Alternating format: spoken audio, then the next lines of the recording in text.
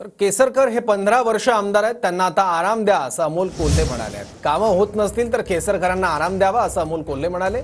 तर अमोल कोल्हेंनी स्वतःची काळजी घ्यावी असं केसरकरांनी पलटवार केलाय। बघा बघा क्वालिटी कशी चांगली, अजूनही माननीय मुख्यमंत्री महोदयांचा व्हिडिओ असेल बघा। वारंवार भूमिपूजन होऊन जर मल्टी स्पेशालिटी हॉस्पिटल होत नसेल तर काय बदलायचं आता तुम्ही ठरवा।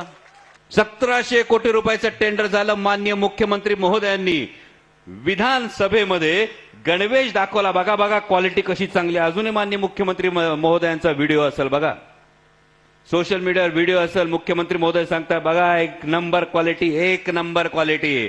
गणवेश शिवून आले, 15 ऑगस्ट उजाडून गेलं तरी पोरांना गणवेश मिळाले नाही। जे शिवून आलेत तेव्हा एक बाई एवढी, दुसरी बाई एवढी, एकाचा खिसा दुसऱ्याला, तिसऱ्या, बरोबर का नाही ताई? लक्षात घ्या की माझ्या मतदारसंघामध्ये काय करायचं त्यांच्यापेक्षा मला चांगलं माहिती आहे। तुम्ही स्वतःची काळजी घ्या आधी।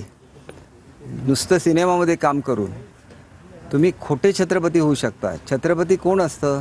जनतेचा काळजी घेणारा तो छत्रपती, रयतेचा राजा असतो तो।